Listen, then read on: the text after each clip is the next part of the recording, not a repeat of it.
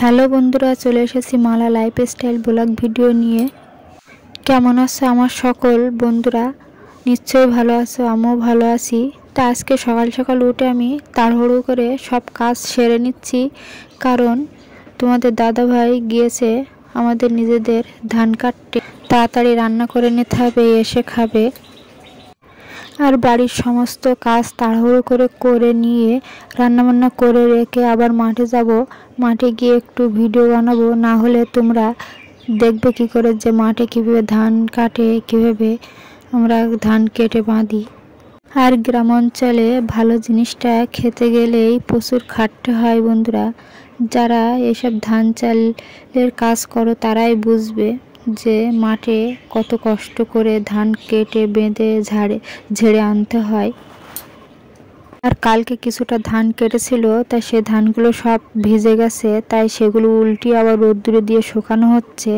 আর কিছুটা কেটেছে আবার বাঁধছে। আর আজকে আমিও যাব, গিয়ে তোমাদের দেখাবো যে মাঠে ধান কেটে বাঁধা সমস্ত কিছুই দেখতে পাবে। পরপর ভিডিও আসতে থাকবে।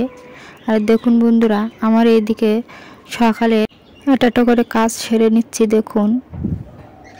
আর আমার অনেক বন্ধুরা আছো, ভিডিও দেখো কিন্তু সাবস্ক্রাইব করো না। অবশ্যই সাবস্ক্রাইব করে দিয়ে পাশে থাকবে, তাহলে আমারও একটু ভালো লাগে ভিডিও বানাতে। তাই দেখুন বন্ধুরা, আমি ভাতটা বসিয়ে দিয়েছি।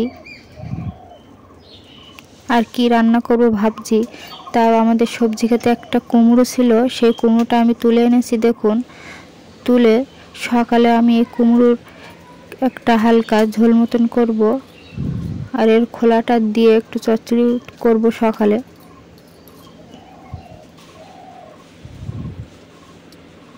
আর কুমড়োর গায়ে প্রচুর শক্তি, ওই জন্য কুমড়োটাকে আমি কাটতে পারছি না, দেখুন। তবু আবার চেষ্টা করছি কুমড়োটা কাটার জন্য।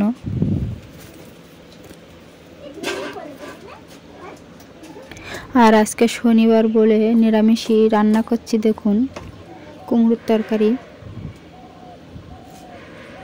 দেখুন বন্ধুরা, অবশেষে কুমড়োটা আমি কাটতে পেরেছি। কুমড়োটা ততটা ভালো হয়নি। এই কুমড়োটা এক সাইডে একটু ছিদ্র হয়ে গিয়েছিল বলে তাড়াহুড়ো করে তুলে এনেছিলাম যে নষ্ট হয়ে যায় কিনা। আর দেখুন বন্ধুরা, এইদিকে আমার ভাত হয়ে গেছে, কুমড়োর একটা সবজি হয়ে গেছে, আর এইদিকে কুমড়োর খোলাটা দিয়ে ভাজা ভাজা করা হবে। দেখা হবে পরবর্তী ভিডিও নিয়ে।